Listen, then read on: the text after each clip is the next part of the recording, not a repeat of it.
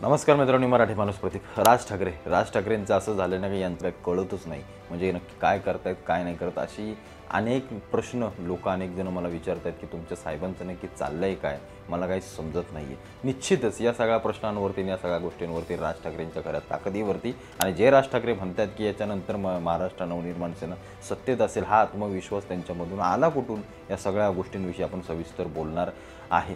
राज ठाकरे मागच्याच लोकसभेला मोदींच्या मंचावरती आले होते. महायुतीला बिनशर्त त्यांनी पाठिंबा दिला की माझा पाठिंबा त्या लोकांना आहे. आणि आता डायरेक्ट या सगळ्यांच्या विरोधामध्ये जाऊन ते स्वबळावरती महाराष्ट्राच्या राजकारणामध्ये लढण्यासाठी उतरलेत. ही बाब अनेक लोकांसाठी हास्यास्पद असे लोक सांगतात की मला अत्यंत बालिशपणा आहे हा, काय गरज होती, कुठेतरी एकत्र आले असते. पण या सगळ्या राजकारणातल्या गोष्टींच्या मागे काहीतरी औरच आहे, काहीतरी वेगळंच आहे. म्हणजे राज ठाकरेंनी बिनशर्त पाठिंबा दिला, तो कशासाठी दिला? त्यांचं असं म्हणणं होतं की सध्या देशाच्या घडीमध्ये किंवा देशाच्या राजकारणामध्ये नरेंद्र मोदी हा एक सक्षम माणूस आहे, हा सक्षम लीडर आहे. तो काहीतरी देशासाठी करतोय 10 वर्ष. आता राहुल गांधींच्या हातात देश द्यायचं तर त्या देशाचं तिच्याला असंही वाटोळं होणार आहे, ते तर काय तुम्हाला आम्हाला सर्वांनाच माहिती आहे. त्याच्यामुळे त्यांनी म्हटलं की हा जर चांगला लीडर आहे तर मग कुठंतरी आपल्याला यांना पाठिंबा दिला पाहिजे. आणि राहिला पाठिंबा बिनशर्त पाठिंबाचा, म्हणजे आमची कुठली शर्त नाही, जे आम्ही बिंदास तुम्हाला पाठिंबा देतोय.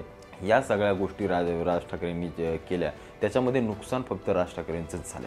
कारण ज्या महायुतीनं राज ठाकरेंचा फायदा उचलून घेतला, ज्या महायुतीनं अनेक उमेदवारांसाठी राज ठाकरेंना रिंगणात उतरवलं, ती सगळी लोक निवडून निश्चित आली असतील, पण पक्षाला फायदा काय झाला, या गोष्टी थोड्याशा प्रश्नचिन्ह उभं करणार आहेत. कारण एखाद दुसरी जागा जरी घेतली असती आणि तो जरी खासदार निवडून आला असता तरी पक्षाकडे एक नावाला खासदार जरी झाला असता, असं अनेक जण लोक म्हणत आहेत. त्याच्यामुळे हा प्रश्न निश्चित योग्य आहे आणि याच्यावरती मला असं वाटतंय पक्षातल्या अनेक त्यांच्या लोकांनी चर्चा केली असेल की बिनशर्त पाठिंबा कशासाठी, त्याचा फायदा काय.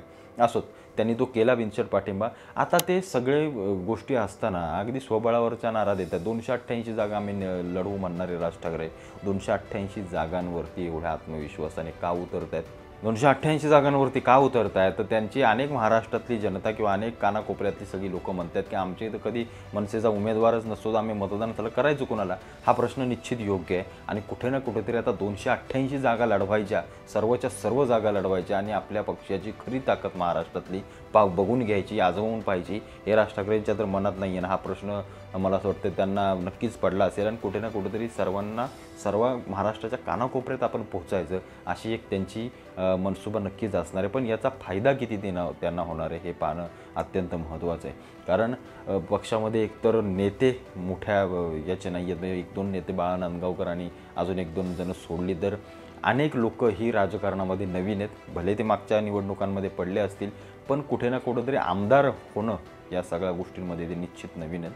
त्यामुळे पक्षाची ताकद, कारण एक लक्षात घ्या, राज ठाकरेंना यावेळेला जर अपयश आलं ना तर खरोखर पक्ष डगमगेल. येणाऱ्या काळामध्ये या गोष्टीचा मोठा पडसाद पाहायला मिळेल. अनेक लोक सोडून देखील जाऊ शकतात राजकीयदृष्ट्या जर पाहिलं तर. आणि कुठे ना कुठेतरी पक्षामध्ये एक कायम स्वरूपाचं नैराश्य येऊन जाईल जर या सगळ्या गोष्टी जर त्या अपयशाच्या घडल्या. पण यावेळेला मात्र थोडीशी हवा वेगळी आहे. यावेळेला मात्र थोडंसं सगळ्या गोष्टी वेगळ्या आहेत, वातावरण वेगळं आहे. त्याच्यामुळं राज ठाकरे त्या पोकळीमध्ये घुसतील का, आणि ते जर घुसले तर त्यांना त्याचा फायदा किती होईल याच्यावरती जरा बोलूया. बलात्कार होत आहेत, गुन्हेगारी वाढले, लोक त्रस्त झालेत सगळ्या गोष्टीतून. या सगळ्या गोष्टींचा रोष कुठेतरी या बाकीच्या पक्षांवरती निघेल का, हा एक महत्त्वाचा प्रश्न आहे. फोडाफोडीचं राजकारण, आमदारांच्या सगळ्या बिझनेसेस करून टाकला, म्हणजे आज तू इकडे ये, आपण सत्तेत जाऊ, या सगळ्या गोष्टीला महाराष्ट्र कंटाळला. राज ठाकरेंचं असं म्हणणं आहे की आपण सुसंस्कृत महाराष्ट्र घडवूया आणि जगाला हेवा वाटेल असा महाराष्ट्र घडवूया. हे राज ठाकरे 2014-12 पासून हेच बोलत आहेत की आपल्याला सुसंस्कृत महाराष्ट्र, जगाला हेवा वाटेल असं महाराष्ट्र घडवायचं आहे. ते काय आत्ताच बोलत आहेत असं नाही. त्यामुळे मागे त्यांना अपयश आलं आहे, पण यावेळेला थोडंसं वातावरण वेगळं आहे. निश्चित लोक राज ठाकरेंना आजमावून पाहू शकतात. त्याच्यामुळे याच्यामध्ये कोणतंही दुमत नाही आहे की राज ठाकरेंना मतदान यावेळेस होईल, तर निश्चित होईल. 5 ते 6 आमदारांचं मला असं वैयक्तिक मी जेवढा अभ्यास केला मुंबई शहरालगतच्या 5 ते 6 आमदारांचं येण्याची शक्यता आहे आणि ते येतील देखील. त्यांचं संख्याबळ मनसेकडे तेवढं येईल देखील. पण संपूर्णपणे सत्ता येणं अत्यंत अवघड आहे. कारण ज्या प्रकारे एकनाथ शिंदेंनी महाराष्ट्र व्यापून काढला आहे, ज्या प्रकारे मराठा समाजाचा रोष आहे. कारण एक लक्षात घ्या, मराठा समाज मला असं वाटतं खूप पेटून उठलेला आहे. त्याच्यामुळे मराठा समाजाची मतदान मनसेसारख्या एखाद्या पक्षाला होईल. कारण राज ठाकरेंना या सगळ्या गोष्टी महत्त्वाचं म्हणजे राजकारणात बोलण्याची काही गरजच नव्हती. मराठ्यांच्या विरोधात देखील म्हणजे झालंय कसं, ते बोललेत बरोबर, पण एक मराठा समाज म्हणून त्या सगळ्या गोष्टींना विरोधातच ते पाहत आहेत. त्यांना त्या गोष्टी नाही समजल्या किंवा अभ्यास पूर्ण ते नाही घेत. त्यांचं बोलणं योग्य होतं पण वेळ चुकीची होती असं मी तुम्हाला वैयक्तिक सांगतो. एकनाथ शिंदेंना शह देणं सध्याच्या घडीला अवघड जाईल शरद पवारांना, कारण तिथंही देखील मोठ्या प्रमाणामध्ये मतदान होईल. महायुतीला देखील मोठ्या प्रमाणामध्ये मतदान होईल. त्याच्यामुळं राज ठाकरे या सगळ्या गोष्टींमध्ये आपले पत्ते कसे आजमावत आहेत हे सगळं पाहणं महत्त्वाचं आहे. 5-6 जागांच्या संख्याबळावरती राज ठाकरे पुन्हा महायुतीत जाऊन सामील होतील का, हा एक महत्त्वाचा प्रश्न आहे. कारण हे आत्ता स्वबळावर लढू म्हणणारे राज ठाकरे परत पुन्हा 5 ते 4-5 आमदार घेऊन विरोधातच किंवा बाजूलाच बसणार आहेत का, हा सगळ्यात महत्त्वाचा प्रश्न. कारण ते जर सत्तेच्या त्यांना प्रवाहात यायचं असेल तर कुठे ना कुठेतरी युती आघाडी या सगळ्या गोष्टी कराव्या लागतील आणि तरच त्याचा फायदा होईल, एवढं मात्र नक्की. कारण आपण कितीही जरी आज याचं बरोबर आहे म्हणून मी याला साथ देतो, याचं चुकीचं म्हणून मी याला चूक म्हणतो, अशा गोष्टी राजकारणात निश्चित चालत नाहीत आणि या गोष्टी आत्ताच्या राजकारणात चालूच शकत नाहीत. कारण ज्या प्रकारे राजकारण आत्ताचं चालू आहे, साधं उदाहरण घ्या ना तुम्ही, लाडक्या बहिणीला 1500 रुपये दिले, ती लोक पैसे घ्यायच्या याच्यामध्ये आहेत, ती लोक का नाही एकनाथ शिंदेना मतदान करणार. निश्चित मतदान होणार. यावेळेला महिलांचं सगळ्यात जास्त मतदान हे एकनाथ शिंदेंना होईल, एवढं लक्षात घ्या. मी ज्या काही माझ्या अनेक व्हिडिओ बनवतो, ज्या काही व्हिडिओ मोठ्या प्रमाणामध्ये त्याला व्ह्यूज जातात, त्याच्या खाली मी अनेक कॉमेंट्स वाचतो. या सगळ्या कॉमेंट्सच्या लाडक्या, कारण 7-8 हजार रुपये मिळालेत स्त्रियांना, 7-8 हजार रुपये मिळालेत. एका घरामध्ये 3-4 जणी असेल तर 20-25 हजार रुपये मिळाले ना. मग काही लोक मतदान नाही करणार त्यांना.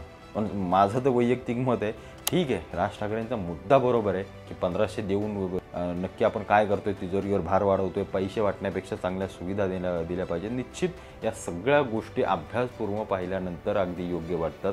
पण आपलं राजकारण अभ्यासपूर्व राहिलंच कुठं. आपल्या लोकांना जर एवढा विचार असता, आपल्या लोकांनी जर हे असतं तर राज ठाकरे 2006 साली सत्तेत आले असते. त्याच्यामुळं या सगळ्या गोष्टी प्रॅक्टिकली पाहायला गेलं तर अत्यंत चुकीच्या आहेत.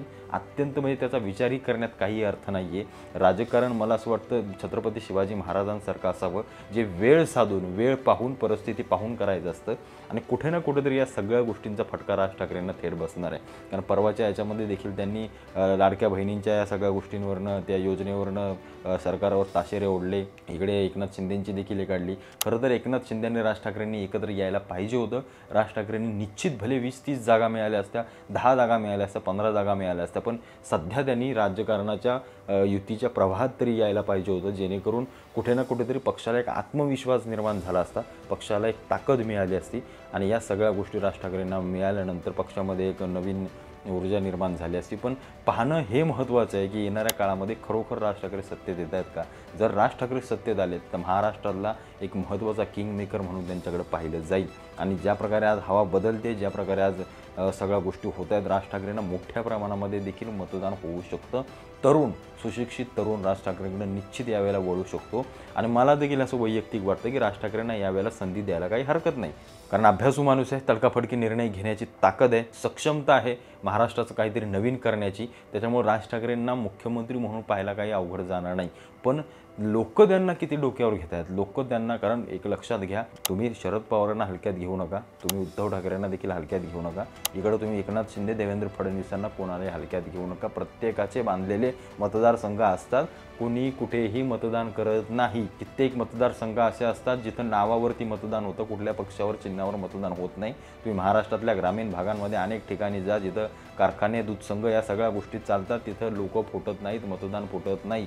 अशा वेळेला फायदा किती राज ठाकरेंना, हा महत्त्वाचा विषय. मुंबई, पुण्यासारख्या शहरांमध्ये, ठाणे, कल्याण, डोंबिवली, नाशिक, नागपूर, तिकडे विदर्भामध्ये थोडंफार, इकडे सगळीकडे चांगल्या प्रकारे मतदान होईल. पण ती सगळी लोकच निवडून येतीलच, हा देखील प्रश्नचिन्हाचा भाग आहे. त्याच्यामुळं राज ठाकरेंना किती ताकद मिळते हे देखील पाहणं महत्त्वाचं आहे. जर राज ठाकरे युतीसोबत असते तर कुठे ना कुठेतरी त्यांना निश्चित फायदा झाला असता.